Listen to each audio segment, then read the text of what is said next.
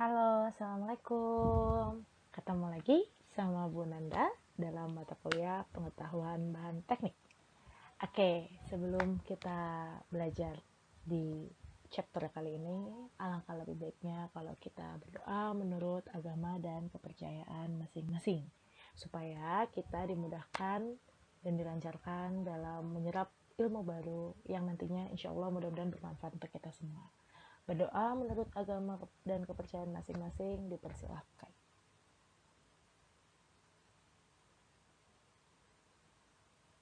Ya, selesai. Oke, hari ini kita akan membahas tentang atom tanpa tata dalam benda padat. Part 1. Kenapa part 1? Karena saya akan bagi chapter kali ini jadi part 1 and part 2. Di part 1 ini kita akan belajar tentang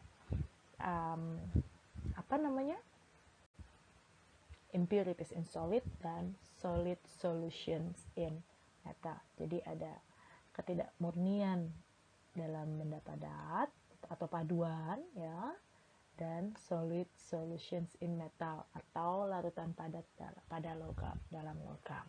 Oke ya, semangat guys. Oke.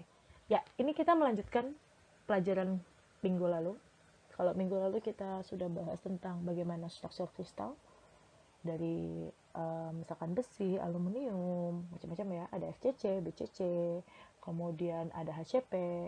Minggu lalu kita dapat informasi bahwa atom-atom itu dia berjejer-jejer ya untuk membentuk sel satuan. Sel satuannya kubus kok jadi kubis. Nah, dia itu face center cubic or body center cubic ya.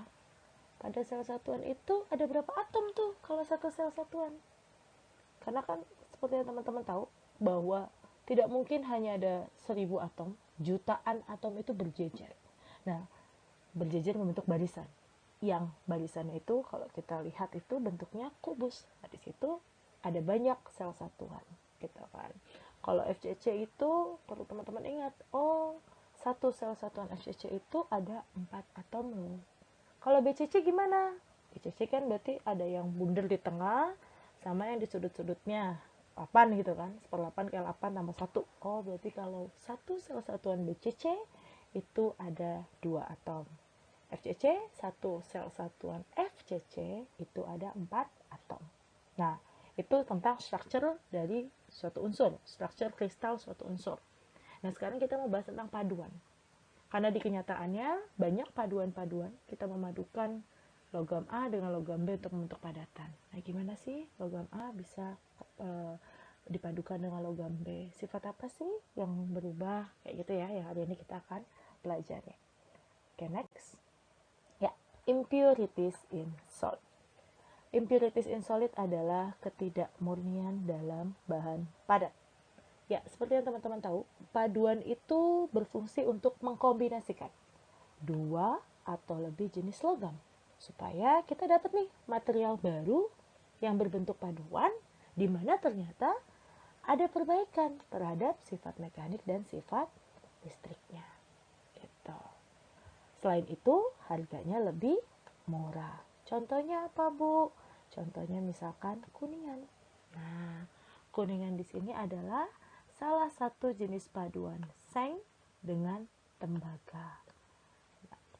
Kuningan jika dibandingkan dengan tembaga murni, ya, sifatnya kuningan itu secara mekanisnya lebih keras, lebih kuat, dan ulet jika dibandingkan dengan tembaga. Nah, tapi kalau secara konduktivitasnya, ternyata kuningan lebih rendah dibandingkan dengan tembaga murni. It's okay, nggak apa-apa. Karena memang kuningan ini nanti mau diaplikasikan lebih ke mekanik ya, bukan ke konduktivitas listriknya. Oke, contoh paduan lain apa, Bu?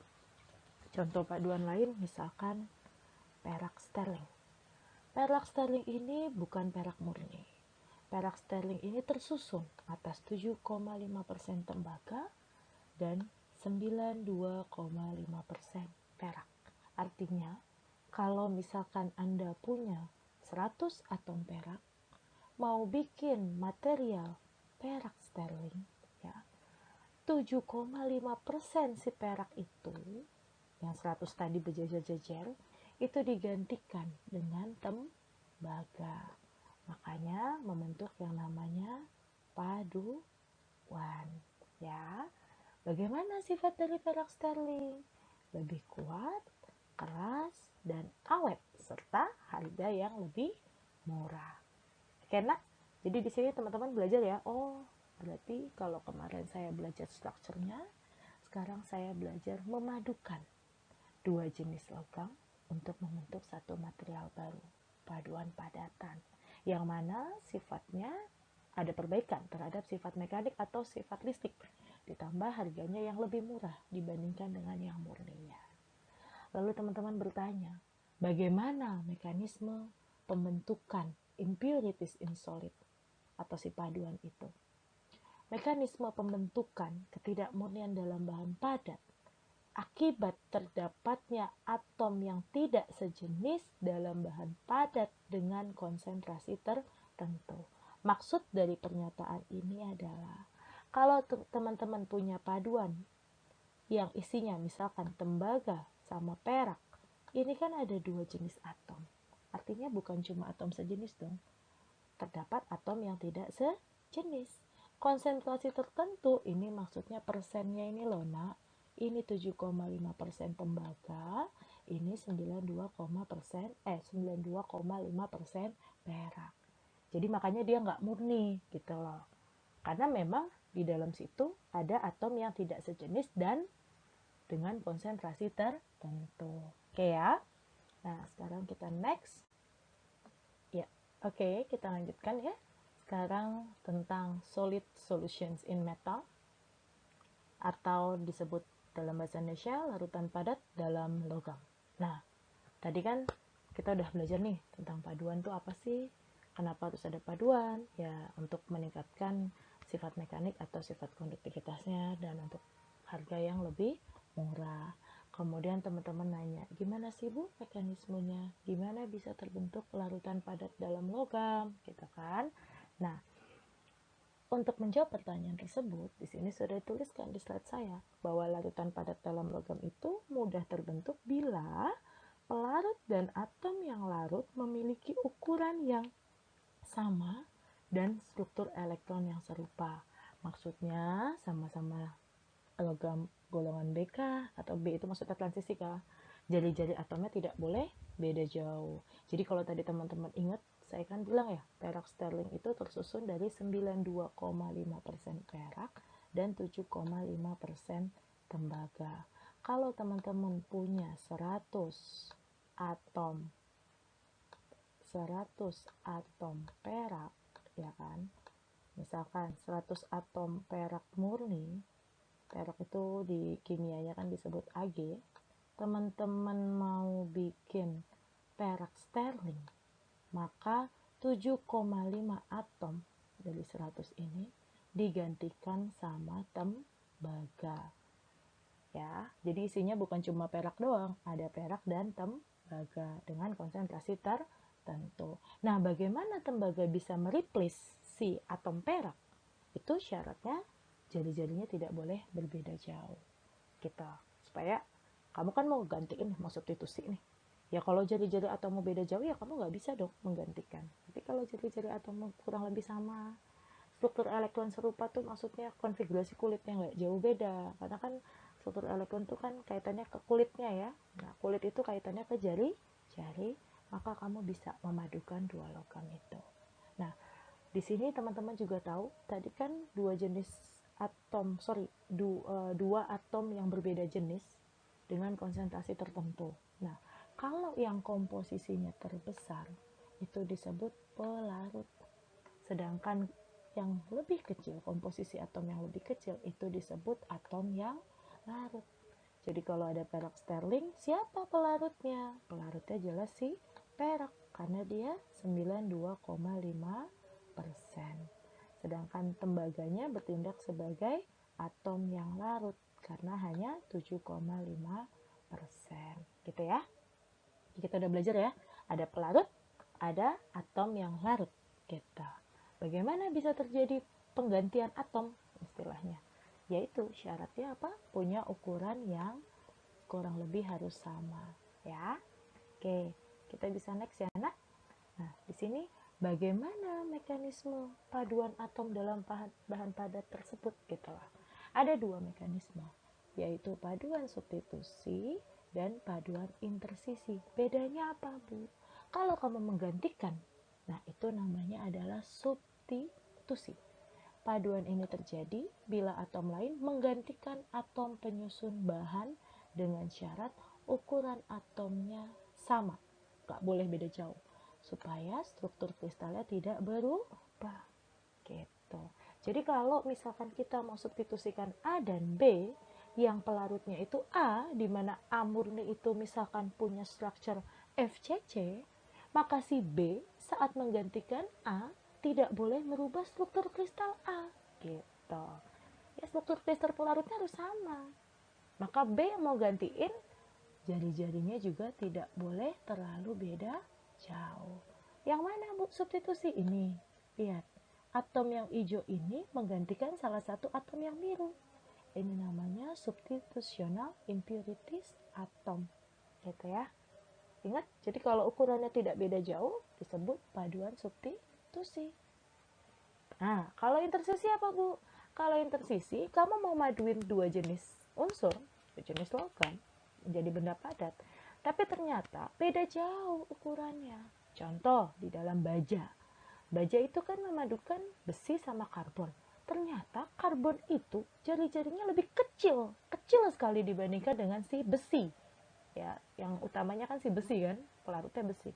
Maka dia tidak bisa mensubstitusikan, tetapi intersisi. Apa itu intersisi? Yaitu apabila ukuran atom asing lebih kecil dari atom penyusun bahan sehingga akan terjadi penyisipan atom asing ke dalam kisi bahan. Apa itu kisi bahan? Ini loh nak, lubang-lubang ini nih.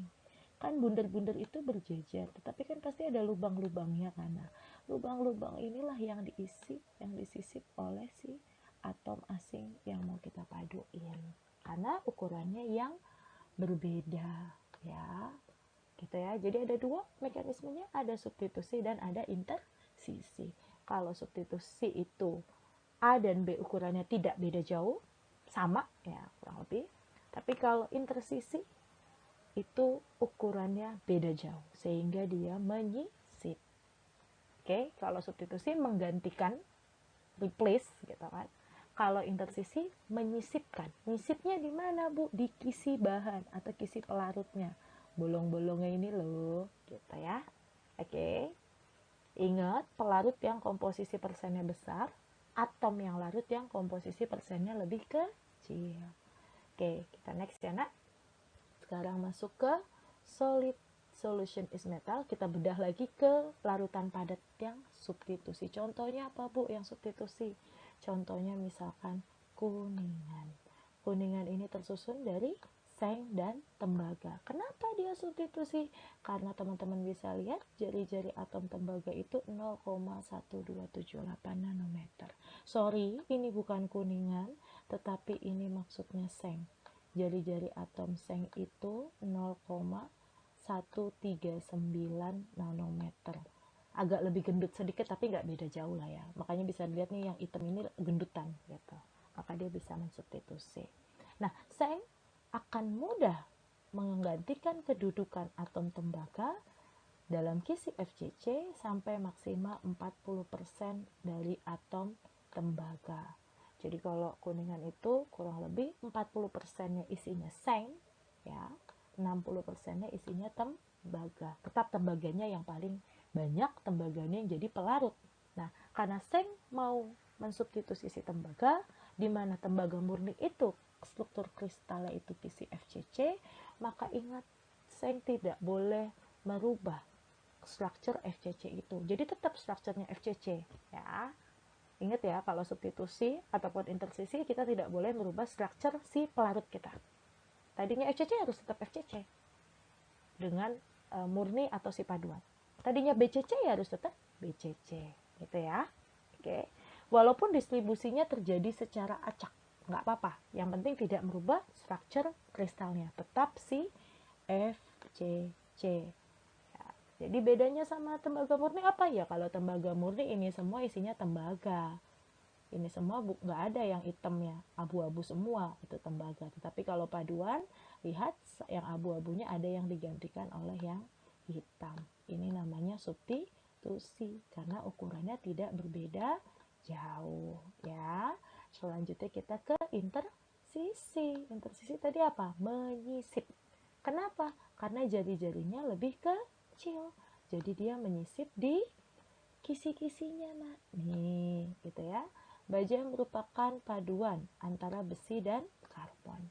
Tipe larutan padat baja itu adalah intersisi. Karena karbon memiliki jari-jari yang sangat kecil, sehingga karbon dapat menduduki kisi bahan atau lubang-lubang, lubang di antara susunan atom bahan. Ya, ingat ya, kisi bahan itu apa? Lubang di antara susunan atom. Ya, oke, jadi udah tahu ya, ada substitusi, ada intersisi. Kalau ukurannya hampir sama, itu substitusi. Kalau beda jauh, itu intersisi. Intersisi itu menyisip di dalam kisi bahan. Kisi bahan itu apa? Lubang di antara susunan atom pelarutnya itu. Oke, kita next ya, Nak. Sekarang kita masuk ke contoh soal. Jadi di sini bagaimana Anda mengetahui persen berat kalau diketahuinya persen atom, dan sebaliknya nanti kita akan latihan. Untuk contoh soal nomor 1 ini, contohnya adalah misalkan saya punya perunggu, diketahui dia bilang perunggu adalah larutan padat tembaga dan timah putih, di mana kurang lebih 3% dari atom tembaga digantikan oleh atom timah putih. Berarti teman-teman di sini tahu persen atom timah putih yaitu 3%. Nah, struktur sel satuan FCC dari tembaga tetap dipertahankan. Ingat ya, memadukan itu nggak boleh merubah struktur sel pelarutnya. Ya. Nah, terjadi pemoian sedikit oleh karena atom timah punya jari-jari yang lebih besar sedikit, yaitu 0,151 nanometer. Jadi teman-teman tahu persen atom timah putih yaitu 3% dan jari-jari atom timah putih yaitu 0,151. Kemudian teman-teman ditanya yang A, berapakah persen beratnya bila terdapat 3% atom timah putih dalam perunggu tersebut. Ya. Untuk yang B, ya, bila konstanta kisi meningkat secara linear dengan fraksi atom timah putih, A-nya kan berubah pasti karena jari-jarinya juga pasti berubah karena di sini ada 3% atom tembaga yang kamu replace sama timah putih. Kamu ditanya A yang barunya itu. Kemudian ditanya juga berat jenis perunggunya. Oke, kita satu-satu akan bahas. Untuk yang A, ingat Anda punyanya persen atom. Kalau Anda punya persen atom, ya 3% sama 97%. Kemudian Anda ditanya berapa persen berat. Berapa persen berat? Kita kan berat, ya. Oke. Maka Anda harus cari berapa sih jumlah atomnya. Kemudian kalau punya jumlah atom, Anda bisa ngitung massa. Oke, saya pelan-pelan. Jadi kalau ditanya persen berat, tetap ya harus cari dulu berapa nomor massanya. Karena nomor massa ini nanti kepakai di perhitungan stoikiometri. Ya, tetap punya paduan A dan B, kamu refleks cari berapa nomor massa A dan B. Di soal pasti diketahui. Kalau nggak diketahui, lihat tabel periodik. Nah, kemudian karena tadi kita punyanya persen atom, maka kita lakukan permisalan jumlah atom. Di sini saya misalkan ada 100 atom. Ya. Jadi karena kamu tadi punya 3% timah putih dan 97% tembaga, ini jumlah atom, persen atom kan, maka yang saya misalkan juga jumlah atom. Berarti anggap aja perunggu itu total atom yang ada di dalamnya itu adalah 100 atom. Boleh nggak Bu saya misalin 1000, 1 juta? Ya silahkan, tapi ingat harus konsisten. Saya memisalkannya adalah 100 atom. 100 atom di dalam perunggu itu, sehingga saya tahu, oh berarti jumlah atom SN-nya adalah persen atom SN-nya yang 3% tadi dikali 100 sama dengan 3 atom. Jumlah atom CU-nya, persen atom CU-nya dikali 100 sama dengan 97 atom. Punya jumlah atom, kamu bisa cari massanya nggak? Iya. Ingat, karena kamu ditanya persen berat, berarti tuh kalau persen berat A, ya massa A dibagi massa total dikali 100%. Artinya kamu harus punya massa A dan massa B. Berarti di soal ini kamu harus cari berapa massa timah putih dan berapa massa tembaga. Mau cari massanya gimana, Bu? Loh, kan sudah punya persen atom. Misalkan saja jumlah atomnya. Sehingga kamu punya jumlah atom totalnya ya. Misalkan jumlah atom totalnya 100. Berarti kalau kamu memisahkan jumlah atom totalnya 100, kamu akan punya jumlah atom timah berapa, jumlah atom Cu berapa. Punya jumlah atomnya masing-masing, kita bisa cari masanya masing-masing. Ingat, rumus mol itu adalah massa dibagi mR, di mana mol itu sama dengan jumlah partikel dibagi bilangan Avogadro. Sehingga massa sama dengan mol kali AR. Molnya diganti jumlah atom dibagi bilangan Avogadro. Oke ya. Jadi saya next. Maka saya bisa menghitung nih massa Sn, yaitu jumlah atom timah dibagi bilangan Avogadro dikali nomor massa timahnya. Dapatlah segini. Kemudian massa Cu saya juga bisa hitung dong. Jumlah atom Cu dibagi bilangan Avogadro dikali nomor massanya. Saya punya massa Cu segini. Akhirnya saya bisa menghitung persen berat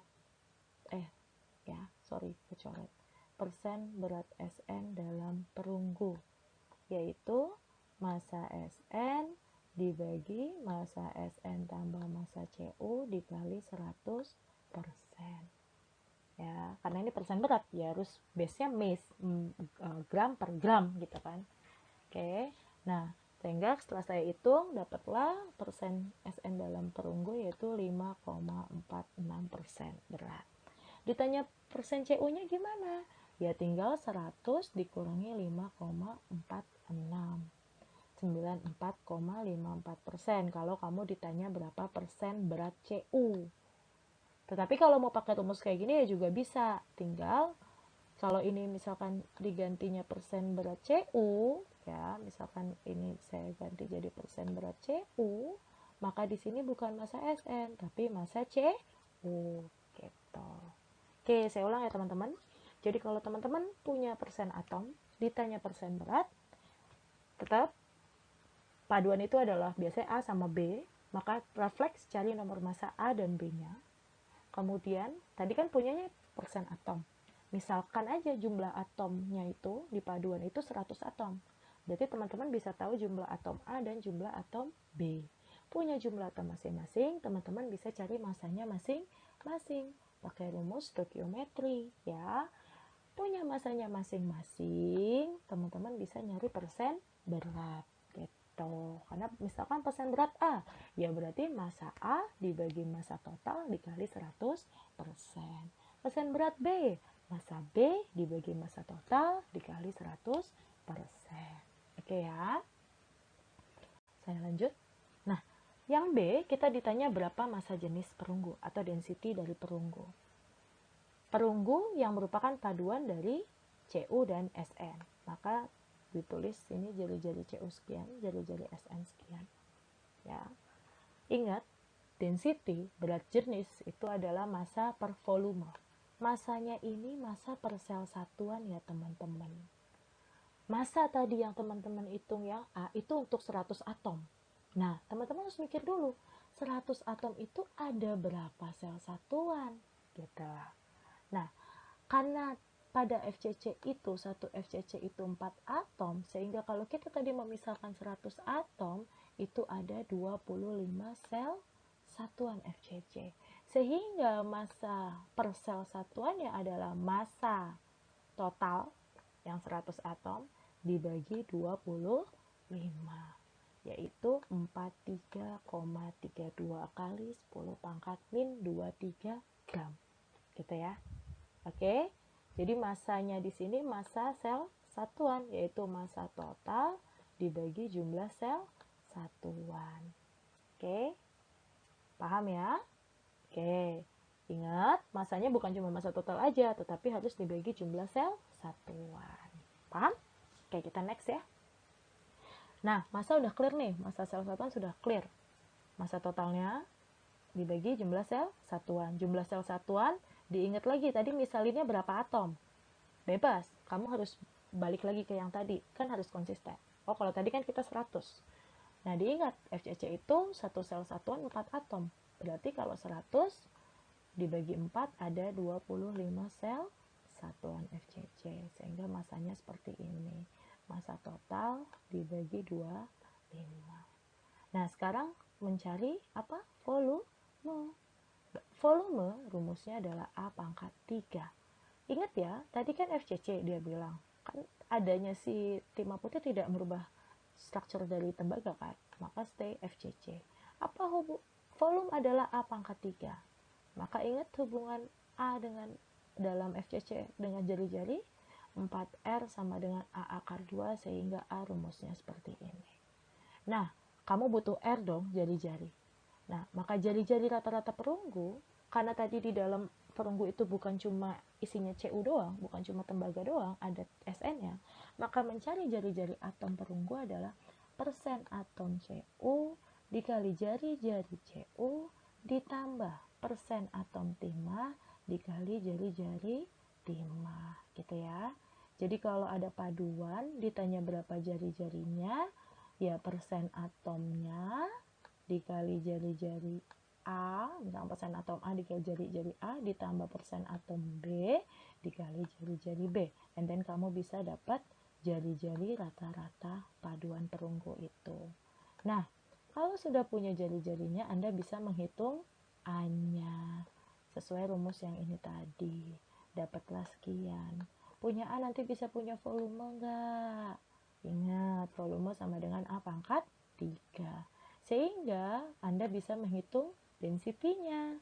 Density adalah massa dibagi volume. Massanya tadi udah dihitung kan di depan ini. Tinggal masukin ke sini. Volumenya A-nya udah punya, tinggal dipangkatin 3 di sini.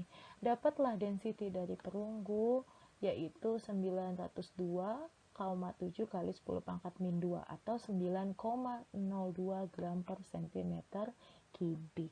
Nah, ini nanometer, jangan lupa diubah menjadi sentimeter, karena densitas itu biasanya gram per centimeter kubik. Oke ya? Jadi ingat kalau ditanya berat jenis, cari massa per sel satuan. Massa per sel satuan yaitu massa total dibagi jumlah sel satuan. Cari jumlah sel satuan, caranya adalah ingat tadi misalnya berapa sih jumlah atomnya. Terus dibagi satu struktur kamu itu berapa jumlah atom. Kalau FCC kan 4 atom. Ya berarti kalau misalnya 100 atom ada 25 sel satuan FCC. Maka punyalah massa sel per sel satuan. Punya massa per sel satuan, tinggal kita cari volume. Volume A pangkat 3. A hubungannya sama FCC apa? Dapatlah A rumusnya begini. Nah, lalu cari jari-jari. Jari-jari itu adalah persen atom A kali jari-jari A ditambah persen atom B dikali jari-jari B. And then you can have jari-jari perunggunya. Punya jari-jari perunggu bisa ngitung, punya jari-jari perunggu di sini jari-jarinya bisa ngitung A-nya. Punya A bisa ngitung volume, sehingga berat jenis Anda bisa hitung. Oke ya. Next. Contoh soal 2. Bagaimana menghitung persen atom kalau diketahuinya adalah persen berat? Jadi diketahui daya larut maksimal timah putih dalam perunggu pada suhu 586 Celcius adalah 15,8% berat. Ditanya berapa persen atom timah putih. Oke, maka tetap refleks cari nomor massa dari Cu sama Sn. Cu itu tembaga, Sn itu timah putih ya. Kemudian untuk menyelesaikan soal ini, stepnya hampir mirip sama yang tadi. Cuma beda permisalan. Kalau kamu punyanya persen atom, misalinnya jumlah atom. Sehingga kamu bisa cari jumlah atom masing-masing. Tapi kalau kamu punyanya persen berat, yang dimisalin bukan jumlah atom, tetapi jumlah gramnya. jumlah beratnya si perunggu itu. Sehingga kamu bisa punya massa masing-masing. Punya massa masing-masing, barulah kamu bisa mencari jumlah atom masing-masing. Gitu ya. Oke, ingat tadi kita punyanya apa nah? Persen berat ditanya persen atom. Maka misalin dulu total berat perunggu yaitu 100 gram. Sehingga saya punya massa Sn berapa, massa Cu berapa. Massa Sn berarti persen berat Sn dikali massa perunggu, massa Cu berarti persennya si beratnya Cu dikali massa perunggu gitu. Sehingga saya punya massa Sn 15,8 gram karena saya memisalkan massa perunggunya 100 gram dan massa Cu-nya berarti 84,2 gram ya. Karena di soal tadi dikasih tahu persen berat Sn 15,8% berarti ya Cu sisanya 84,2. Punya massa Sn, punya massa Cu, Anda ditanya persen atom, berarti Anda harus punya berapa jumlah atom Sn dan jumlah atom Cu. Ya udah, kalau sudah punya massa, ditanya jumlah atom, ingat rumus stoikiometri. Jumlah atom adalah mol kali bilangan Avogadro. Gitu ya. Sorry kecoret ini. Mol dikali bilangan Avogadro. Maka mol, ingat mol adalah massa dibagi AR. AR itu nomor massa ya. Sehingga kalau tadi kita udah cari massa Sn berapa, massa Cu berapa di sini, maka jumlah atom Sn adalah, ya udah masukin aja ke rumus ini. Massa Sn per AR Sn dikali bilangan Avo dapatlah segini. 0,801 kali 10 pangkat 23 atom. Jumlah atom Cu, caranya massa Cu per AR Cu dikali bilangan Avo dapatlah segini. Sehingga saya bisa menghitung persen atom Sn. Persen atom Sn berarti jumlah atom Sn per jumlah atom Sn ditambah jumlah atom Cu dikali 100%. Dapatlah 9,1% atom Sn. Bu, kalau ditanya persen Cu gimana? Ya berarti kalau ditanya persen Cu, ini misalkan diganti Cu ya, ini jangan jumlah atom Sn, tapi jumlah atom Cu. Gitu. Oke ya nak? Jadi ibu ulang. Kalau kamu punya persen berat, ditanya persen atom, maka yang dimisalin apa? Massa perunggunya atau massa paduannya. Saya memisalkan 100. Sehingga saya bisa punya berapa massa A, berapa massa B. Yaitu persen beratnya dikali massa paduan yang kita misalin tadi. Dapatlah massa masing-masing. Ya, punya massa masing-masing kita bisa cari jumlah atom masing-masing pakai rumus stoikiometri yang ini. Nih, punya jumlah atom masing-masing bisa punya persen atom. Karena kalau persen atom berarti jumlah atom A dibagi jumlah atom A tambah jumlah atom B dikali 100%. Kurang lebih kayak gitu ya. Oke. Nah, sekarang di soal nomor 3 itu kita punyanya persen berat karbon. Contohnya di sini baja. Baja kan campuran karbon dengan besi. Pada suhu 1000 Celcius ada 1,7% berat karbon. Membentuk larutan padat dengan besi FCC. Ya, pelarutan berarti si besi FCC. Ditanya berapa sih jumlah atom karbon dalam 100 sel satuan FCC-Fe. Oh, berarti bayangkan kamu punya 100 sel satuan FCC atau 100 sel FCC kubus-kubus itu. Ditanya berapa atom karbon di 100 sel satuan itu. Teman-teman harus ingat lagi, 100 sel satuan itu bukan artinya 100 atom. Ingat, satu sel satuan FCC itu adalah 4 atom. Sehingga kalau punya 100 sel satuan FCC, teman-teman punya 400 atom Fe. Bayangkan ada 400 atom Fe berjejer-jejer, ditanya berapa jumlah atom karbon yang menyisip. Kamu punyanya persen berat. Gitu ya. Nah, oke. Sekarang kita artinya sudah punya jumlah atom Fe-nya. Ya. Dari mana? 100 sel satuan dikali sama 4. Karena di FCC 1 sel satuan itu 4 atom. Berarti ada 400 atom Fe. punya 400 atom Fe, teman-teman bisa nggak cari massa Fe? Bisa. Ingat, jumlah atom rumusnya mol dikali bilangan Avogadro, di mana mol adalah massa dibagi nomor massa. Next. Oke, berarti step 1 kamu menghitung berapa massa Fe-nya. Punya jumlah atom, ditanya massa Fe. Matematis aja sesuai rumus ini, dapatlah massa Fe sekian. Nah, oke. Oh, artinya 400 atom itu 400 atom Fe beratnya adalah 3710,96 kali 10 pangkat min 23. Ya. Nah, sudah punya massa Fe, kita harus tahu massa karbon. Dari mana? Oh, saya tadi di soal punya berat karbon, Bu, 1,7%. Berarti berat Fe-nya sisanya dong, 100 dikurang 1,7. Oh, berat Fe-nya iya, Bu, 98,3% berat Fe. Ingat, rumus persen berat Fe itu apa sih? Massa Fe per massa total, di mana massa total adalah massa Fe ditambah massa karbon dikali 100%. Masukkan saja data persen beratmu dan massa Fe-mu ke rumus ini. Selanjutnya kamu akan dapat berapa massa karbon. Dapatlah hasil hitungan massa karbonnya 64,17 kali 10 pangkat min 23. Punya massa karbon, kamu bisa ngitung jumlah atom karbonnya enggak? Iya dong, kan jumlah atom mol kali bilangan Avo, Bu. Mol kan massa dibagi AR, Bu. Saya kan udah ngitung massa karbonnya. Iya, tinggal masukin aja, Nak. Berarti jumlah atom karbon adalah massa karbon dibagi nomor massanya karbon atau AR-nya karbon dikali bilangan Avogadro. Dapatlah 32 atom karbon. Jadi, dalam 400 atom Fe yang berjejer-jejer, 400 atom Fe yang berjejer-jejer ini, ada 32 atom karbon. Ya, oke, paham ya?